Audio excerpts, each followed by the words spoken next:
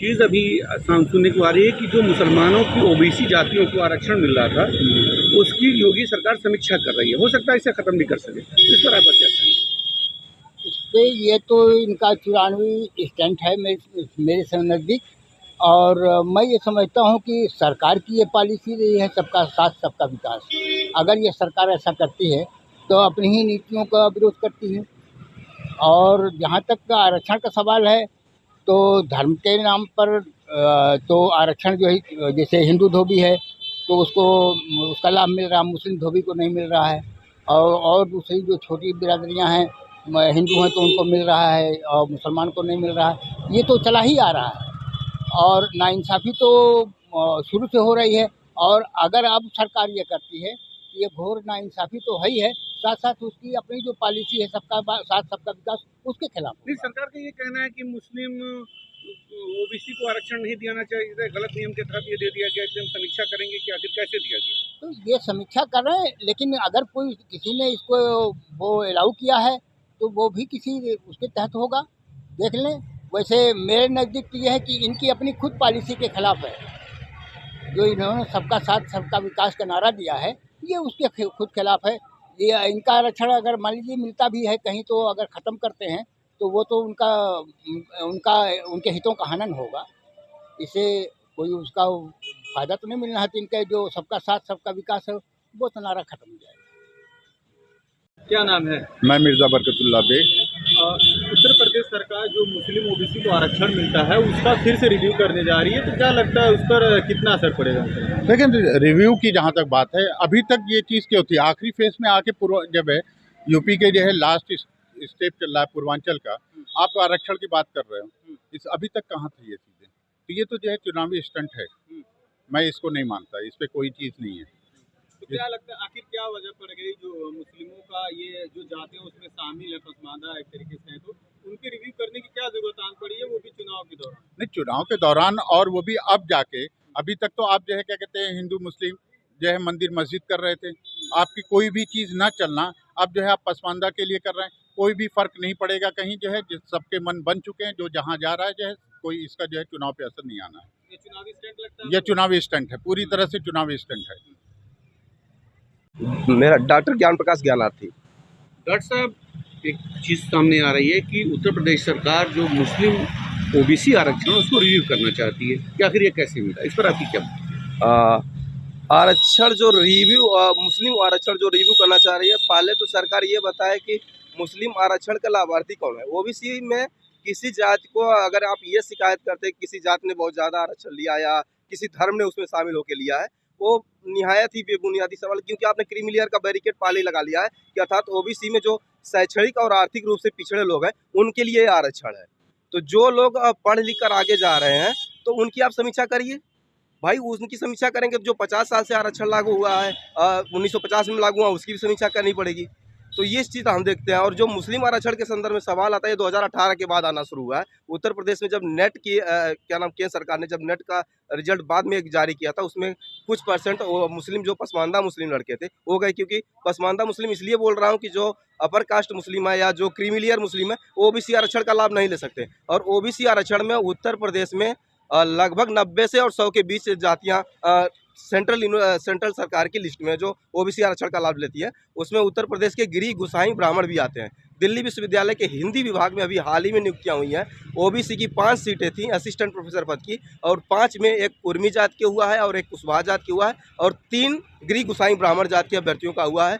अब आप ये सोच सकते हैं कि ओबीसी में और बाकी सारी जातियाँ जिनको उत्तर प्रदेश में कहा जाता है कि सबका हिस्सा खा रहे हैं, वो दिल्ली यूनिवर्सिटी में कहाँ चयन पाए हैं।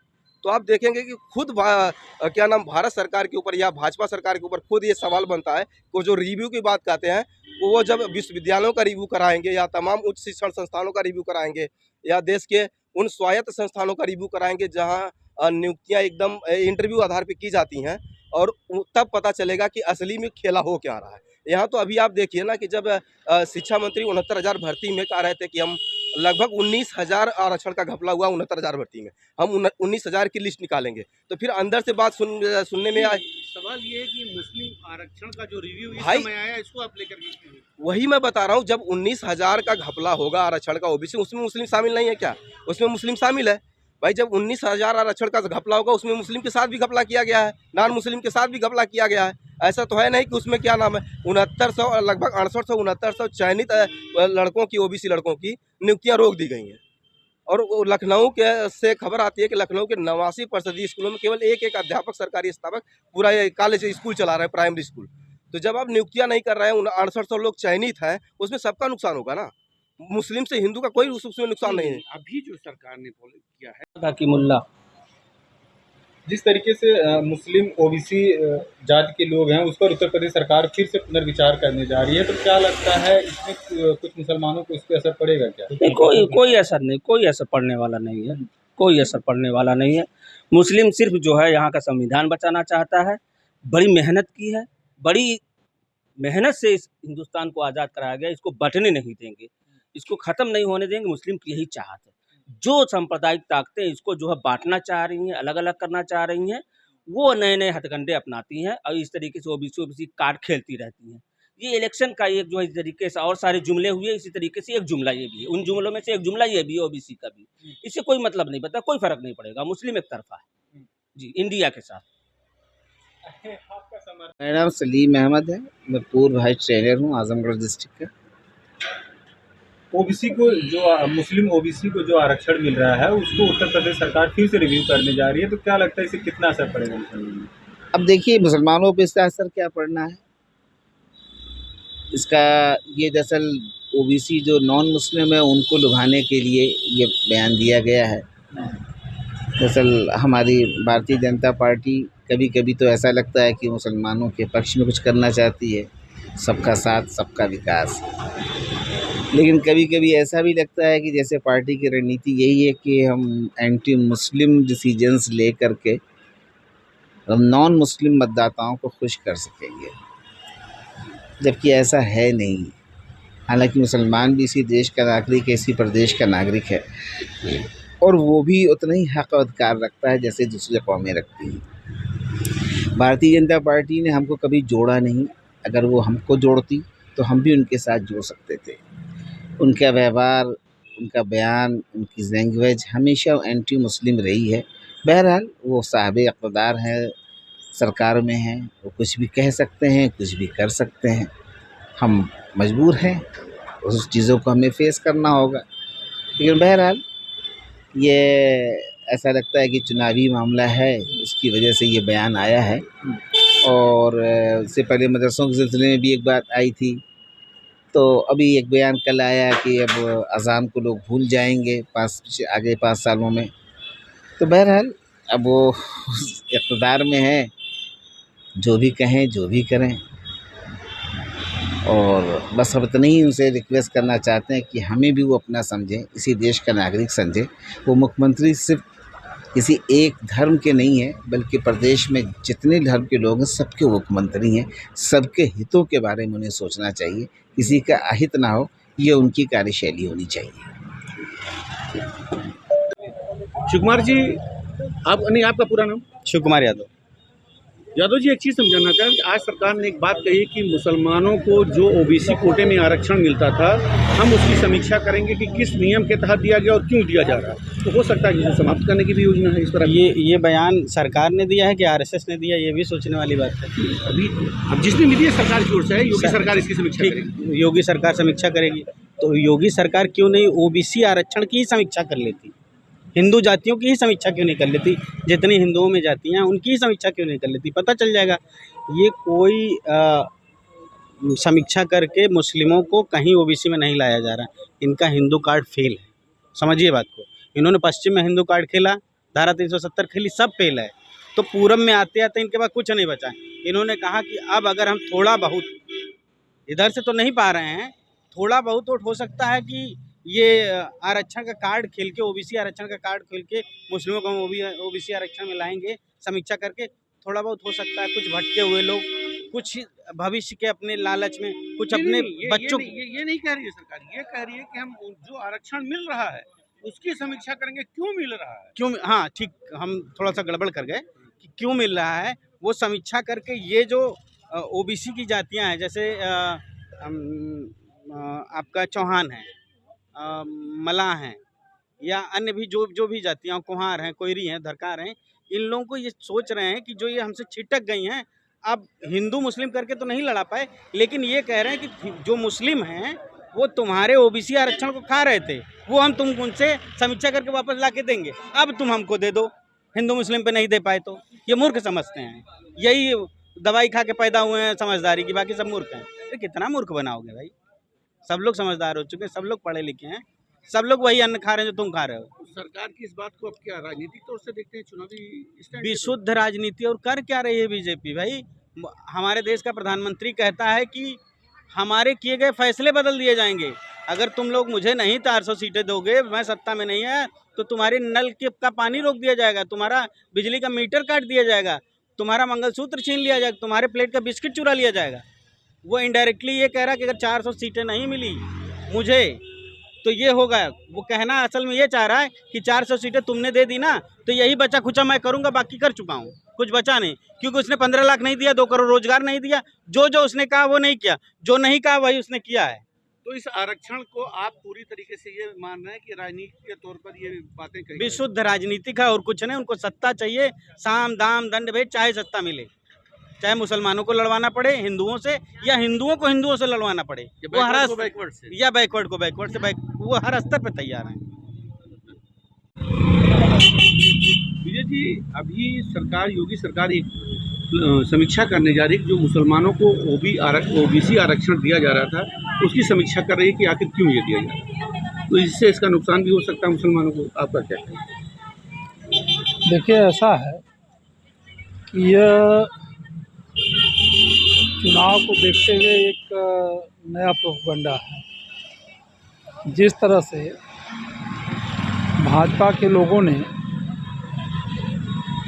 तमाम तरह के बयान शुरू कर दिए थे कि हमको 400 को बहुमत मिल जाएगा तो हम संविधान ख़त्म कर देंगे, आरक्षण ख़त्म कर देंगे, और जब इस पर विपक्ष के लोगों ने घेरना शुरू किया है और यह आज के चुनाव में बहुत बड़ा मुद्दा बन गया है, तो अब इन लोगों को लग रहा है कि ये तो हमारा बहुत बड़ा नुकसान होने जा रहा है। तो अब इसको कैसे डाइवर्ट किया जाए, तो चूँकि मुसलमान साफ टारगेट है, तो ये एक नया शगुफा छोड़ा गया है, वो चाहे बंगाल में हो चाहे यूपी में हो, और यह केवल चुनावी मुद्दा है। नहीं, अगर समीक्षा करके ख़त्म करते हैं या कुछ ऐसा करते हैं तो कोई चीज़ दी गई, अगर दी गई है तो संविधान के अनुसार दी गई होगी, तो संविधान की समीक्षा न करनी चाहिए, उसके अनुसार होना चाहिए। लेकिन ये चुनाव के तहत किया जाएगा तो ये ठीक नहीं है। मतलब इस चीज़ को आप चुनावी स्टैंड? हाँ, एकदम 100% मान रहे हैं कि ये चुनावी स्टैंड है और कुछ नहीं है। भारतीय जनता पार्टी का चुनावी स्टैंड आप इसको? जी, जो आज की डेट में चुनाव में विपक्ष ने इस मुद्दे पर घेर रखा है, उससे कैसे निकला जाए, वो उसका चुनावी स्टैंड है। आपका नाम? मेरा नाम ब्रजेंद्र यादव है।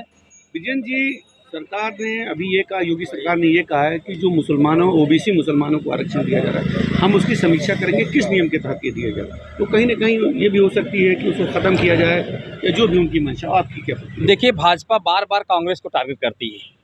इसके मुद्दे क्या हैं? आखिर में हम भी इस बात को बहुत दिन से खोज रहे थे। एक्चुअली हमारा पेशा आप जानते हैं पत्रकारिता से, छोटे से पत्रकार आजमगढ़ पूर्वांचल घूमते रहते हैं, तो हमको पासमानदा और पासरत 2 मुसलमान जातियाँ लोग मिले, लेकिन हमको दलित मुसलमान, जब किसी मुसलमान की लिंचिंग होती है, हत्या की जाती है किसी मुसलमान की, कहीं घेर के मार दिया गया देश भर में, तो आखिर में उसके, और जब मारा गया तो कोई मुकदमा नहीं, और कोई मतलब अगर किसी मुसलमान अगर दलित होता है, SC ST में आता, तो अगर उसको धक्का दे तो उसको किसी जो देने वाले लोग थे, जो भाजपा के कहते गोरक्षक लोग हैं, इनकी सबसे पहले इनके ऊपर SC ST का मुकदमा दर्ज होता। ये कानून हम भी खोज रहे हैं कि आखिर में ये सरकार, कांग्रेस जब बंटवारा हो रहा था, तो आखिर में हम लोग मुसलमानों को SC में क्यों नहीं लाया? बिल्कुल क्यों नहीं लाया गया आखिर में? कुछ ऐसे और भाजपा आप क्या कर, जिस तरह से हताश दिखाई पड़ रही है, अब वो मुस्लिम में दलित कार्ड खेलने के मूड में पड़ी है कि अगर दलित कार्ड हम खेलेंगे तो 3 भागों में इनको बांटे। अब तक तो 2 भागों में बांटे हैं कि पासमानदा बनाम अशरफ, तो अशरफ के जो नेता थे, जैसे आपको देखा सैयद शहाबुद्दीन, बड़े नेता, किसी देश में के नाम है उनका, और उसके बाद अगर पासमानदा में है तो अली अनवर साहब थे। नहीं, अभी देखिए, अभी मैं बात को स्टार्ट करूंगा। अभी जो चीज़ें आ रही है कि जो ये सरकार ने 2 चरण बचा चुना और इस तरीके की बात की है, तो इसको आप किस तरीके ध्रुवीकरण के नजरिए से देखते हैं? क्या है, मुस्लिम आरक्षण को सिर्फ खत्म करने की बात करिए, अगर समीक्षा हो रही तो सारे बैकवर्ड की होनी चाहिए। 2 दिन का मुद्दा है मोदी बीजेपी के लिए, और बीजेपी अब जब इस समय चुनाव आचार संहिता लगा हुआ है, उनको तो ऐसे भाषा को मुद्दा पे लाना ही नहीं चाहिए, हम तो ये कहेंगे। और आना भी क्योंकि अगर आ रहे हैं, वो बहका रहे हैं लोगों को, तो वो खाली डाइवर्ट करेंगे, डाइवर्सिटी उनके अंदर और कुछ नहीं दिखाई पड़ रहा है। इस बात आप ये जो समीक्षा की बात कही जा रही है, समीक्षा कौन करेगा? मोहन भागवत करेंगे, अमित शाह करेंगे, उनके बीच हिंदू परिषद के लोग करेंगे, कौन करेगा? अभी तक कौन जिम्मेदारी लिया मुसलमान की? किसी ने नहीं लिया मुसलमान की जिम्मेदारी। बस खाली उनको टिकट नहीं देंगे, उनसे वोट लेने की बात करते हैं और लड़ाने की बात करते हैं और अगड़ा बना पिछड़ा करते हैं और हिंदू मुस्लिम करते हैं लोग। वोट लेने की बात करते हैं लेकिन आरक्षण देने की बात नहीं करते। नहीं ना, आरक्षण सवाल ही नहीं उठता। मुसलमान को आरक्षण भाजपा के जुबान में अगर आ गया तो समझो उनकी जुबान में से जहर रख दिया गया, कट के निकल तेजाब जैसी हालत हो जाएगी अगर आरक्षण की बात आ जाए तो। ये जो बात कही गई है कि हम समीक्षा करेंगे, इसको क्या राजनीतिक दृष्टिकोण से देखते हैं? 100% सत्य की राजनीति भाजपा कर रही है, लेकिन राजनीति अब जो मुसलमान है वो तबका बहुत साइलेंट है। अब ऐसा नहीं कि वो मुसलमान नहीं रहा जो पढ़ लिख कर नहीं, अब तो मुसलमान के बच्चा पढ़ रहा है। माता पिता भले कम पढ़े लिखे हो, लेकिन मुसलमान का हर बच्चा पढ़ रहा है। वो जान चुका कि ये भाजपा कुछ भी बोले मुसलमान के गले के नीचे नहीं उतरने वाला है।